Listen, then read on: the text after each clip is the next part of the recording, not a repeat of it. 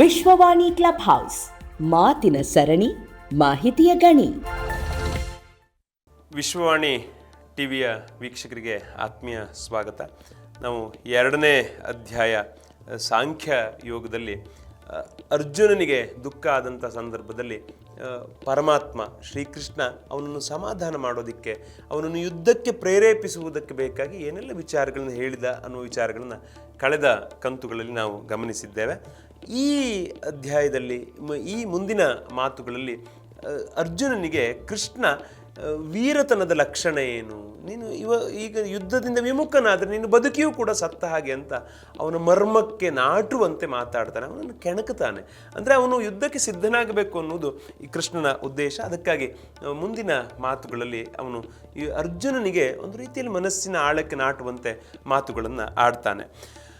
ಅಕೀರ್ತಿಂ ಚಾಪಿ ಭೂತಾನಿ ಕಥಯಿಷ್ಯಂತಿ ತೇ ವ್ಯಯಾಂ ಸಂಭಾವಿತಸ್ಯ ಚಾಕೀರ್ತಿರ್ಮರಣಾದತಿರಿಚ್ಯತೆ. ಅಂದರೆ ನೀನು ಈಗ ಯುದ್ಧದಿಂದ ವಿಮುಖ ಆದೆ ಅಂತಂದರೆ ನೀನು ಸತ್ತ ಮೇಲೂ ಕೂಡ ಬಹುಕಾಲದವರೆಗೆ ಮಾತಾಡ್ಕೊಳ್ತಾರೆ ನಿನ್ನ ಕುರಿತಾಗಿ. ಹಿಂದೊಬ್ಬ ಅರ್ಜುನ ಅಂತಿದ್ದ, ಯುದ್ಧಕ್ಕೆಲ್ಲ ಸಿದ್ಧ ಆಗಿ ಹೋಗಿದ್ದ, ಇನ್ನೇನು ಯುದ್ಧ ಶುರುವಾಗಿತ್ತು ಅನ್ನುವಾಗ ಬಿಲ್ಲು ಬಾಣಗಳನ್ನು ಕೆಳಗಿಟ್ಟ ಹೇಡಿ, ರಣಹೇಡಿ, ಪೊಕ್ಲ ಅಂತ ಹೇಳ್ತಾರೆ. ಅಂತಹ ಮಾತುಗಳನ್ನು ಕೇಳುವುದಿದೆಯಲ್ಲ, ಅದು ಸಾವಿಗಿಂತಲೂ ಮಿಗಿಲಾದದ್ದು ಅಂತ. ಹಾಗಾಗಿ ಸಾವು ಬಂದರೆ ಬರಲಿ, ಆದರೆ ಇಂತಹ ಮಾತುಗಳಿದೆಯಲ್ಲ, ನಿನ್ನ ಕುರಿತು ಕೆಟ್ಟದಾಗಿ ಮಾತನಾಡುವುದಿದೆಯಲ್ಲ, ಅದು ಸಾವಿಗಿಂತಲೂ ಭಯಾನಕವಾದದ್ದು, ಸಾವಿಗಿಂತಲೂ ಅದು ಮಿಗಿಲಾದದ್ದು. ಆದ್ದರಿಂದ ಮರ್ಯಾದಸ್ಥನಾದವನು ಸಾಯ್ತಾನೆ ಬಿಟ್ಟರೆ ಇಂತಹ ಮಾತುಗಳನ್ನು ಕೇಳೋದಿಲ್ಲ. ನಿನ್ನಂತಹ ವೀರನಿಗೆ ಇಂತಹ ಮಾತುಗಳನ್ನು ಕೇಳೋದು ಉಚಿತವೇನೋ ಅಂತ ಅವನಿಗೆ ಸ್ವಲ್ಪ ಚುಚ್ಚಿ ಮಾತುಗಳನ್ನು ಆಡ್ತಾನೆ. ಭಯಾದ್ರಣಾದುಪರತಂ ಮಸ್ಯಂತೆ ತ್ವಾಂ ಮಹಾರಥಾಃ ಯೇಷಾಂ ಚ ತ್ವಂ ಬಹುಮತೋ ಭೂತ್ವಾ ಯಾಸ್ಯಸಿ ಲಾಘವಂ.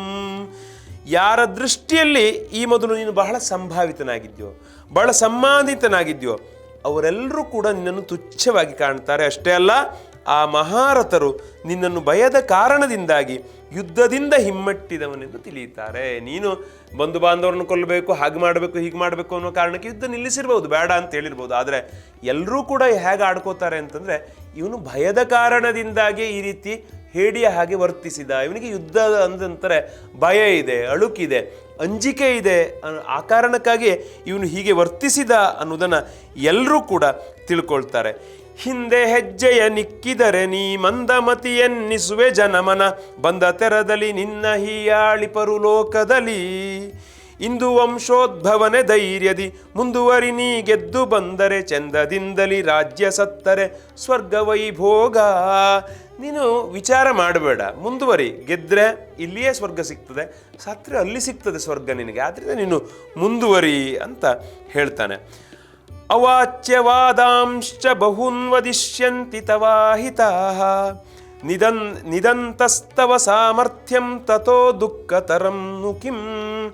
ನಿನ್ನ ವೈರಿಗಳೂ ಸಹ ನಿನ್ನ ಸಾಮರ್ಥ್ಯವನ್ನು ನಿಂದಿಸುತ್ತಾ ನಿನ್ನ ಬಗ್ಗೆ ಹೇಳಬಾರದ ಮಾತುಗಳನ್ನು ಬಹಳ ಹೇಳ್ತಾರೆ. ನೀನು ಈಗ ಯುದ್ಧದಿಂದ ವಿಮುಖ ಆದೆ ಅಂತಾದರೆ ಅದಕ್ಕಿಂತ ಹೆಚ್ಚಿನದಾದ ದುಃಖ ಯಾವುದು ತಾನೇ ಇರಲಿಕ್ಕೆ ಸಾಧ್ಯವೋ ಅಂತ ಕೇಳ್ತಾನೆ. ಅಂದರೆ ನಿನ್ನ ವೈರಿಗಳು ನಿನ್ನನ್ನು ಆಡ್ಕೊಳ್ತಾರಪ್ಪ, ಇದಕ್ಕಿಂತ ದುಃಖ ಯಾವುದಾದ್ರೂ ಇದೆಯಾ ಅಂತ ಕೇಳ್ತಾನೆ. ಹತೋ ವಾ ಪ್ರಾಪ್ಯಸಿ ಸ್ವರ್ಗಂ ಜಿತ್ವಾ ವಾ ಭೋಕ್ಷ್ಯಸೇ ಮಹಿನ್ ತಸ್ಮಾದುತ್ತಿಷ್ಟ ಕೌಂತೆಯ ಯುದ್ಧಾಯ ಕೃತ ನಿಶ್ಚಯ. ಒಂದು ವೇಳೆ ನೀನು ಯುದ್ಧದಲ್ಲಿ ಕೊಲ್ಲಲ್ಪಟ್ಟರೆ ಸ್ವರ್ಗವನ್ನು ಪಡೆದುಕೊಳ್ತೀಯ, ಒಂದು ವೇಳೆ ನೀನು ಯುದ್ಧದಲ್ಲಿ ಗೆದ್ದೆ ಅಂತ ಭಾವಿಸೋಣ, ಇಡೀ ಪೃಥ್ವಿಯ ರಾಜ್ಯವನ್ನು ಇಲ್ಲಿಯೇ ಭೋಗಿಸ್ತೀಯ. ಈ ಕಾರಣದಿಂದ ಅರ್ಜುನ ಹೀಗೆ ತಲೆ ಕೆಳಗೆ ಹಾಕಬೇಡಿ, ಕುಳಿತುಕೋಬೇಡ, ಎದ್ದು ನಿಲ್ಲು, ಯುದ್ಧಕ್ಕೆ ಸಿದ್ಧನಾಗು ಅಂತ ಕೇಳ್ತಾನೆ. ಸಮ ದುಃಖೇ ಸಮೇ ಕೃತ್ವ ಲಾಭಾಲಾಭೌ ಜಯಾಜಯೌ ತಥೋ ಯುದ್ಧಾಯ ಯುಜ್ಯಸ್ವ ನೈವಂ ಪಾಪಮವಾಪ್ಸ್ಯಸಿ. ಸಮವೆಣಿಸು ಸುಖ ದುಃಖಗಳಲು ಸಮತೆ ಇರಲ ಲಾಭ ಹಾನಿಗೆ ಮಮತೆ ವಿಷಮತೆ ಬೇಡ ಜಯ ಅಪಜಯಗಳೆಡೆಯಲ್ಲಿ. ಅಮಮ ಪಾಪಿಗಳೆಲ್ಲಿ ಸಾಂಖ್ಯದಿ ಅಮಿತ ಉತ್ಸಾಹದಲ್ಲಿ ಧೈರ್ಯದಿ ಸುಮತಿ ನೀ ಕಾರ್ಯಕ್ಕೆ ಅಡಿಯಿಡೆ ತಾಪವೇ ಇಲ್ಲ. ನೀನೇನು ಮಾಡಬೇಕು ಅಂತ ಕೇಳಿದ್ರೆ ಸಮವೆಣಿಸಬೇಕು, ಸುಖ ದುಃಖಗಳನ್ನು ಸಮ ಅಂತ ಎಣಿಸಬೇಕು.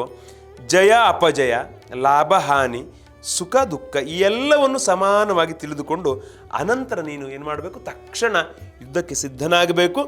ಈ ಪ್ರಕಾರ ಯುದ್ಧವನ್ನು ಮಾಡಿದೆ ಅಂತೇಳಾದರೆ ಪಾಪದ ಲೇಪ ಕ್ಷಣವೂ ಕೂಡ, ಪಾಪದ ಲೇಪ ಕೊಂಚವೂ ಕೂಡ ನಿನಗೆ ಅಂಟಿಕೊಳ್ಳೋದಿಲ್ಲ. ಆದ್ದರಿಂದ ಸುಮತಿ, ನೀನು ಒಳ್ಳೆಯ ಮತಿ ಉಳ್ಳವನು, ವೀರ, ನೀನು ಒಳ್ಳೆಯ ಬುದ್ಧಿವಂತ ಇದ್ದೀಯಾ.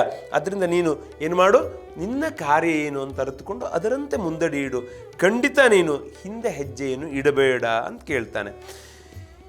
ಏಷಾ ತೇ ಬಿಹಿತಾ ಸಾಂಖ್ಯೆ ಬುದ್ಧಿರ್ಯೋಗೆ ತ್ವಿಮಾಂ ಶೃಣು ಬುದ್ಧ್ಯಾ ಯುಕ್ತಾಯಯಾ ಪಾರ್ಥ ಕರ್ಮಬಂಧಂ ಪ್ರಹಾಸ್ಯಸಿ. ಈವರೆಗೆ ನಾ ಪೇಳ್ದುದೆಲ್ಲವೂ ಹೂವು ಹಣ್ಣಿಗೆ ಮೂಲ ಎನ್ನುವ ಭಾವ, ಅದು ವೇದೋಕ್ತಿ ಅದರ ಆದರೆ ಅರಿಯದವ ಮೂಢ. ಹೂವು ಹಣ್ಣಿಗೆ ಮೂಲ ಎನ್ನುವ ಭಾವ, ಅದು ವೇದೋಕ್ತಿ ಆದರೆ ಅರಿಯದವ ಮೂಢ. ಕಾವುದ ಕರ್ಮದಲ್ಲಿ ಇರುವ ಭಾವಶುದ್ಧಿಯು ತ್ರಿಗುಣದಲ್ಲಿದೆ, ಹೇವ ನಿಸ್ತ್ರೈಗುಣ್ಯನಾಗಲು ಪಾರ್ಥ ಆತ್ಮಾರ್ಥಿ. ಹೇ ಪಾರ್ಥ ಫಲಗುಣ, ಈ ಬುದ್ಧಿಯು ನಿನಗೆ ಇಷ್ಟು ಹೊತ್ತು ನಾನು ಹೇಳಿದ್ದು ಜ್ಞಾನದ ವಿಷಯದಲ್ಲಿ, ಜ್ಞಾನಯೋಗದ ವಿಷಯದಲ್ಲಿ ಇಷ್ಟೆಲ್ಲ ಸಂಗತಿಗಳನ್ನು ನಿನಗೆ ಹೇಳಿದೆ. ಮತ್ತು ಈಗ ನೀನು ಅದನ್ನು ಕರ್ಮಯೋಗದ ವಿಚಾರದಲ್ಲಿ ಸ್ವಲ್ಪ ಕೇಳು. ಇಂತಹ ಸಮಬುದ್ಧಿಯಿಂದ ಯುಕ್ತನಾಗಿ ನೀನು ಕರ್ಮಗಳ ಬಂಧನವನ್ನು ಸಂಪೂರ್ಣವಾಗಿ ಕಳಚಿಕೊಳ್ಳುವೆ, ಆದರೆ ಕರ್ಮ ಬಂಧದಿಂದ ಬಿಡುಗಡೆಯನ್ನು ಹೊಂದುವೆ. ಅಂದರೆ ನಿನಗೆ ಇಷ್ಟು ಹೊತ್ತು ಜ್ಞಾನ ಯೋಗವನ್ನು ಹೇಳಿದೆ, ಈಗ ಸ್ವಲ್ಪ ಹೊತ್ತು ನಿನಗೆ ಕರ್ಮಯೋಗವನ್ನು ಹೇಳ್ತೇನೆ. ಯಾಕೆ ಕ್ಷತ್ರಿಯನು ಕರ್ಮವನ್ನು ಮಾಡಬೇಕು? ಎಲ್ಲರೂ ಯಾಕೆ ಅವರವರ ಕರ್ಮವನ್ನು ಮಾಡಬೇಕು? ಅವರವರ ಕರ್ಮವನ್ನು ಮಾಡಿದಾಗ ಹೇಗೆ ಲೋಕಕ್ಕೆ ಒಳ್ಳೆಯದಾಗ್ತದೆ ಅನ್ನೋದನ್ನೆಲ್ಲ ನಿನಗೆ ನಾನು ಹೇಳ್ತಾ ಹೋಗ್ತೇನೆ ಅಂತ ಹೇಳ್ತಾನೆ. ನೇಹಾಭಿಕ್ರಮನಾಶೋಸ್ತಿ ಪ್ರತ್ಯವಾಯೋ ನ ವಿದ್ಯತೆ ಸ್ವಲ್ಪಮಪ್ಯಸ್ಯ ಧರ್ಮಸ್ಯ ತ್ರಾಯತೆ ಮಹತೋ ಭಯಾತ್. ಜ್ಞಾನ ಫಲವನ್ನು ಕೊಡುವ ಕರ್ಮಕ್ಕೆ ನೀನು ಉದ್ಯೋಗವನ್ನು ಜೋಡಿಸು, ಹೀನತನದಲ್ಲಿ ಜ್ಞಾನ ಪುಷ್ಪವು ಅರಳುವುದು ಕಷ್ಟ. ನಾನು ಈವರೆಗೊರೆದುದೆಲ್ಲವೂ ಸಾನುಸಮತೆಯ ಕರ್ಮಯೋಗವು, ಜ್ಞಾನವೇ ಅದರೆಲ್ಲ ಫಲಗಳು ಕೇಳು ಜ್ಞಾನಾರ್ಥಿ. ಜ್ಞಾನವನ್ನು ಬಯಸಿ ಬಂದಿದ್ಯಾ? ಈ ದುಃಖದಿಂದ ಬಿಡುಗಡೆ ಹೇಗೆ ಅಂತ ಕೇಳಿದ್ಯಾ ನೀನು? ಆದ್ದರಿಂದ ನಿನಗೆ ಹೇಳ್ತಾ ಇದ್ದೀನಿ. ಇಷ್ಟು ಹೊತ್ತು ನಾನು ಹೇಳಿದ್ದೆಲ್ಲವೂ ಕೂಡ ಅದು ಜ್ಞಾನಯೋಗ. ಈಗ ನಿನಗೆ ಕರ್ಮಯೋಗವನ್ನು ಹೇಳ್ತೇನೆ. ಹೀನತನದಲ್ಲಿ ಈ ರೀತಿ ದುಃಖಿಗಳಾಗಿ ಕುಳಿತರೆ ಅಲ್ಲಿ ಜ್ಞಾನದ ಪುಷ್ಪ ಅರಳುವುದಿಲ್ಲ. ಯಾವುದೇ ಒಂದು ವಿಚಾರವನ್ನು ಕಲಿಯಬೇಕು ಅಂತಾದರೆ ಅಲ್ಲಿ ಒಂದು ಕಲಿಯುವ ಹಂಬಲ ಇರಬೇಕು, ಒಂದು ಗುರುಗಳ ಬೆಂಬಲ ಇರಬೇಕು, ಹಿಂದೆ ಗುರು ಇರಬೇಕು, ಮುಂದೆ ಗುರಿ ಇರಬೇಕು. ಅದರಿಂದ ನಿನಗೆ ನಾನು ಗುರುವಾಗಿ ನಾನು ಎಲ್ಲ ವಿಚಾರಗಳನ್ನು ಕೂಡ ಹೇಳ್ತೇನೆ. ನೀನು ಅದನ್ನೆಲ್ಲ ಕಲಿತುಕೊಂಡು ನಾನು ಹೇಳಿದಂತೆ ಮಾಡ್ತೀಯ ಅಂತೇಳಾದರೆ ಆ ವಿಚಾರಗಳೆಲ್ಲವನ್ನು ನಿನಗೆ ಅರುಹುತ್ತೇನೆ. ಈ ಕರ್ಮಯೋಗದಲ್ಲಿ ಉಪಕ್ರಮ ಅರ್ಥಾತ್ ಬೀಜದ ನಾಶ ಆಗೋದಿಲ್ಲ ಮತ್ತು ಇದರಲ್ಲಿ ವಿರುದ್ಧವಾದ ಫಲರೂಪಿ ದೋಷವೂ ಕೂಡ ಇಲ್ಲ. ಅಲ್ಲದೆ ಈ ಕರ್ಮಯೋಗ ರೂಪಿ ಧರ್ಮದ ಸ್ವಲ್ಪವಾದ ಸಾಧನವೂ ಕೂಡ ಜನ್ಮ ಮೃತ್ಯು ರೂಪವಾದ ಮಹಾನ್ ಭಯದಿಂದ ಇದನ್ನು ರಕ್ಷಿಸುತ್ತದೆ ಅಂತ ಹೇಳ್ತಾನೆ. ವ್ಯವಸಾಯಾತ್ಮಿಕ ಬುದ್ಧಿರೇಕೇಹ ಕುರುನಂದನ ಬಹುಶಾಖಾಹ್ಯನಂತಾಶ್ಚ ಬುದ್ಧಯೋ ವ್ಯವಸಾಯಿನಾಂ. ಅಂದರೆ ಈ ಅರ್ಜುನ, ಈ ಕರ್ಮಯೋಗದಲ್ಲಿ ನಿಶ್ಚಯಾತ್ಮಕವಾದ ಬುದ್ಧಿಯು ಒಂದೇ ಇರ್ತದೆ, ಆದರೆ ಅಸ್ಥಿರವಾದ ವಿಚಾರವುಳ್ಳ ವಿವೇಕಹೀನ ಸಕಾಮರಾದ ಮನುಷ್ಯರ ಬುದ್ಧಿಗಳು ನಿಶ್ಚಯವಾಗಿಯೂ ಬಹುಭೇದ ಉಳ್ಳವುಗಳಾಗಿ ಅವು ಅನಂತವಾಗಿರುತ್ತದೆ. ಅಂದರೆ ಮನುಷ್ಯರ ಒಬ್ಬೊಬ್ಬರ ಬುದ್ಧಿ ಒಂದೊಂದು ರೀತಿಯಲ್ಲಿ ಇರ್ತದೆ, ಎಲ್ಲ ಮನುಷ್ಯರು ಒಂದೇ ಥರ ಇರೋದಿಲ್ಲ. ಆದರೆ ಈ ಕರ್ಮಯೋಗವನ್ನು ತಿಳಿದುಕೊಂಡವರೆಲ್ಲರೂ ಕೂಡ ಅವರು ನಿಜವಾಗಿ ಭಗವಂತನನ್ನು ಮುಟ್ಟುತ್ತಾರೆ, ಭಗವಂತನನ್ನು ಸೇರ್ತಾರೆ, ಭಗವಂತನನ್ನು ಕಾಣ್ತಾರೆ ಅಂತ. ಹಾಗಾಗಿ ಈ ಪ್ರಕಾರ ಕರ್ಮಯೋಗಿಯು ಅವಶ್ಯವಾಗಿ ಧಾರಣ ಮಾಡಲು ಯೋಗ್ಯವಾದ ನಿಶ್ಚಯಾತ್ಮಕ ಬುದ್ಧಿಯ ಮತ್ತು ತ್ಯಾಗ ಮಾಡಲು ಯೋಗ್ಯವಾದ ಸಕಾಮ ಮನುಷ್ಯರ ಬುದ್ಧಿಗಳ ಸ್ವರೂಪವನ್ನು ತಿಳಿಸಿ ಈಗ ಮುಂದಿನ 3 ಶ್ಲೋಕಗಳಲ್ಲಿ ಸಕಾಮ ಭಾವವನ್ನು ತ್ಯಾಜ್ಯ ಅಂತ ತಿಳಿಸ್ಲಿಕ್ಕಾಗಿ ಸಕಾಮ ಮನುಷ್ಯರ ಸ್ವಭಾವ, ಸಿದ್ಧಾಂತ ಮತ್ತು ಆಚಾರ ವ್ಯವಹಾರಗಳ ವರ್ಣನೆಯನ್ನು ಇಲ್ಲಿ ಮಾಡ್ತಾನೆ. ಯಾಮಿಮಾಂ ಪುಷ್ಪಿತಾಂ ವಾಚಂ ಪ್ರವದ್ಯಂತ್ಯ ವಿಪಶ್ಚಿತಃ ವೇದವಾದರತಾಃ ಪಾರ್ಥ ನ್ಯಾನ್ಯದಸ್ತೀತಿ ವಾದಿನಃ ಕಾಮಾತ್ಮನಃ ಸ್ವರ್ಗಪರ ಜನ್ಮ ಕರ್ಮ ಪ್ರಬಲಪ್ರಧಾಂ ಕ್ರಿಯಾ ವಿಶೇಷ ಬಹುಲಾಂ ಭೋಗೈಶ್ವರ್ಯ ಗತಿಂ ಪ್ರತಿ ಭೋಗೈಶ್ವರ್ಯ ಪ್ರಸಕ್ತಾನಾಂ ತಯಾ ಪ್ರಹೃತ ಚೇತಸಾಂ ವ್ಯವಸಾಯಾತ್ಮಿಕ ಬುದ್ಧಿ ಸಮಾಧೌ ನ ವಿಧೀಯತೆ. ಇಲ್ಲಿ ಹೇಳುವಂತಹ ಮಾತುಗಳನ್ನು ಗಮನಿಸಬೇಕು.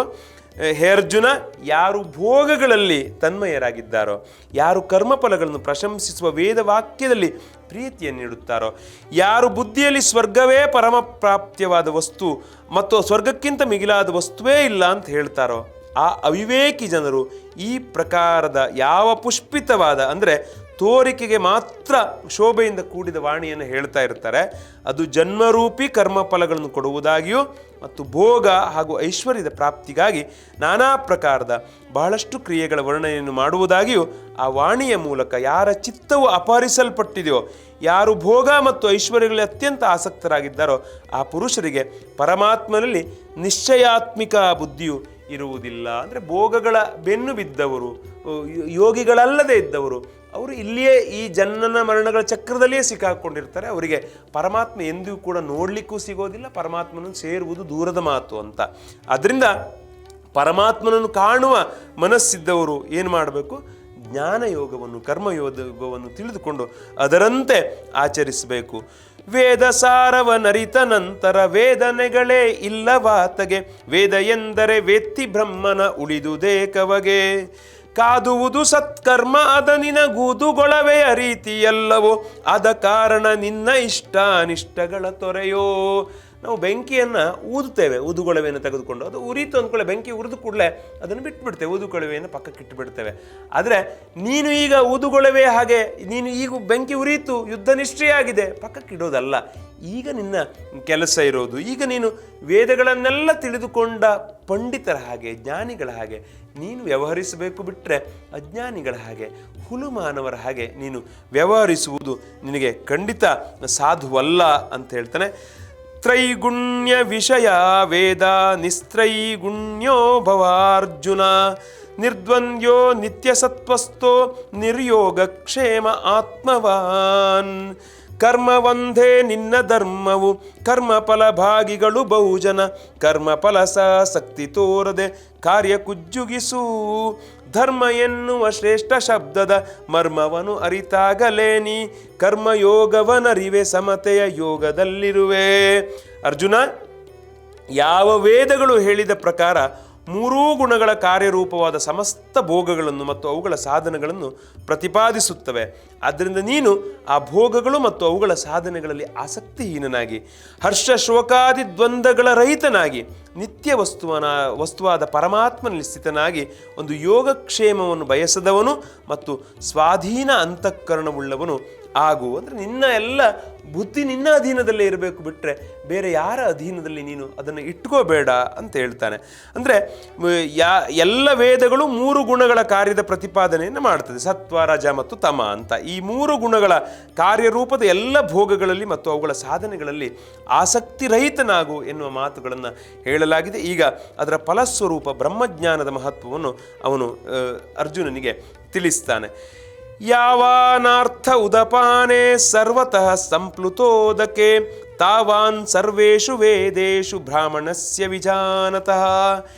ಎಲ್ಲ ಕಡೆಗಳಿಂದಲೂ ಪರಿಪೂರ್ಣವಾದ ಜಲಾಶಯವು ಪ್ರಾಪ್ತವಾದ ಮೇಲೆ ಚಿಕ್ಕ ಜಲಾಶಯದಲ್ಲಿ ಮನುಷ್ಯನಿಗೆ ಎಷ್ಟು ಪ್ರಯೋಜನವಿರುತ್ತದೆಯೋ, ಬ್ರಹ್ಮವನ್ನು ತತ್ವಶಃ ತಿಳಿದಿರುವ ಬ್ರಾಹ್ಮಣನಿಗೆ ಸಮಸ್ತ ವೇದಗಳಲ್ಲಿ ಅಷ್ಟೇ ಪ್ರಯೋಜನವಿರುತ್ತದೆ. ಹೇಗೆ ಅಂತಂದರೆ, ಬ್ರಹ್ಮಾನಂದ ಪ್ರಾಪ್ತಿಯಾದ ಮೇಲೆ ಆನಂದಕ್ಕಾಗಿ ವೇದ್ಯಗಳ ಅವಶ್ಯಕತೆ ಇರುವುದಿಲ್ಲ. ಅಂದರೆ ನಾವು ಸಣ್ಣ ತೊರೆ ಸಿಕ್ಕಾಗ ಅದರಿಂದ ನೀರನ್ನು ಬಾಯಿಸ್ತೇವೆ, ದೊಡ್ಡ ನದಿ ಸಿಕ್ಕಿದಾಗ, ತೊರೆ ಸಿಕ್ಕಿದಾಗ, ಅಣೆಕಟ್ಟು ಸಿಕ್ಕಿದಾಗ ಈ ಸಣ್ಣ ನದಿಯಿಂದ ಯಾವ ಪ್ರಯೋಜನವೂ ಇಲ್ಲ. ಹಾಗಾಗಿ ಎಲ್ಲವನ್ನೂ ತಿಳಿದುಕೊಂಡು ನೀವು ಬ್ರಹ್ಮವನ್ನು ಅರಿತುಕೊಂಡ ಮೇಲೆ ನೀನು ಈ ಲೋಕದಲ್ಲಿ ಆತ್ಮಕದ ಸಾವಿಗಾಗಿ ಅಥವಾ ದೇಹದ ಸಾವಿಗಾಗಿ ನೀನು ದುಃಖಿಸುವ ಪ್ರಮೇಯವೇ ಬರೋದಿಲ್ಲ. ಹಾಗಾಗಿ ನೀನು ಅವಿನಾಶಿಯಾದ ಆತ್ಮ ಸಿದ್ಧಾಂತವನ್ನು ತಿಳ್ಕೊ, ಕರ್ಮ ಸಿದ್ಧಾಂತವನ್ನು ತಿಳಿದುಕೊಂಡು ನಿನ್ನ ಕಾರ್ಯಕ್ಕೆ ನೀನು ಉಜ್ಜುಗಿಸು ಅಂತ ಹೇಳ್ತಾನೆ. ಈ ಪ್ರಕಾರವಾಗಿ ಸಮಬುದ್ಧಿ ರೂಪಿ ಕರ್ಮಯೋಗದ ಅದರ ಫಲದ ಮಹತ್ವವನ್ನು ತಿಳಿಸಿ ಮುಂದಿನ ಶ್ಲೋಕಗಳಲ್ಲಿ ಕರ್ಮಯೋಗದ ಸ್ವರೂಪವನ್ನು ತಿಳಿಸುತ್ತಾ ಅರ್ಜುನನಿಗೆ ಕರ್ಮಯೋಗದಲ್ಲಿ ಸ್ಥಿತನಾಗಿದ್ದು ಕರ್ಮ ಮಾಡುವಂತೆ ಹೇಳ್ತಾನೆ.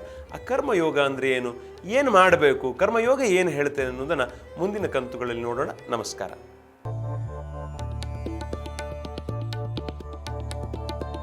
ಮೂಲತಃ ಉತ್ತರ ಕನ್ನಡ ಜಿಲ್ಲೆ ಹೊನ್ನಾವರ ತಾಲೂಕು ವಂದೂರಿನವರಾದಂಥ ಪ್ರಶಾಂತ್ ಹೆಗಡೆ ಅವರು ಪ್ರಾಥಮಿಕ ವಿದ್ಯಾಭ್ಯಾಸವನ್ನು ವಂದೂರು, ಅರೆಅಂಗಡಿ ಹಾಗೆ ಹೊನ್ನಾವರದಲ್ಲಿ ಪೂರೈಸಿದ್ರು. ಕನ್ನಡ ವಿಷಯದಲ್ಲಿ MA ಸ್ನಾತಕೋತ್ತರ ಪದವಿಯನ್ನು ಕೂಡ ಗಳಿಸಿದ್ದಾರೆ. ಸಾಹಿತ್ಯ, ಯಕ್ಷಗಾನ ಹಾಗೂ ಸಂಘಟನೆಗಳಲ್ಲಿ ಆಸಕ್ತಿ ಹಾಗೂ ಅಭಿರುಚಿ ಹೊಂದಿರುವಂಥ ಪ್ರೊಫೆಸರ್ ಅತ್ಯುತ್ತಮ ನಿರೂಪಕರಾಗಿ ಕೂಡ ಪ್ರಸಿದ್ಧಿಯನ್ನು ಹೊಂದಿದ್ದಾರೆ. ಹೊನ್ನಾವರ ತಾಲೂಕು ಕನ್ನಡ ಸಾಹಿತ್ಯ ಪರಿಷತ್ನ ನಿಕಟಪೂರ್ವ ಖಜಾಂಚಿಯಾಗಿ ಕಾರ್ಯನಿರ್ವಹಿಸಿದ್ದಾರೆ. ಪ್ರಸ್ತುತ ಹೊನ್ನಾವರದ ಹಣತೆ ಸಾಹಿತ್ಯಿಕ ಹಾಗೂ ಸಾಂಸ್ಕೃತಿಕ ಜಗಲಿಯ ಅಧ್ಯಕ್ಷರಾಗಿ ಸೇವೆ ಸಲ್ಲಿಸ್ತಾ ಇದ್ದಾರೆ. ಹೊನ್ನಾವರದ ಕವಿತೆಗಳು ವಿಶ್ವಭಾರತಿ, ಚಂದ್ರಪ್ರಭ, ದಾಂಪತ್ಯ ದೀವಿಗೆ ಇವರ ಸಂಪಾದಿತ ಕೃತಿಗಳು. ಪ್ರಸ್ತುತ ಹೊನ್ನಾವರದ SDM ಪದವಿ ಮಹಾವಿದ್ಯಾಲಯದಲ್ಲಿ ಕನ್ನಡ ಉಪನ್ಯಾಸಕರಾಗಿ ಕಳೆದ 1 ದಶಕದಿಂದ ಸೇವೆಯನ್ನು ಸಲ್ಲಿಸ್ತಾ ಇದ್ದಾರೆ.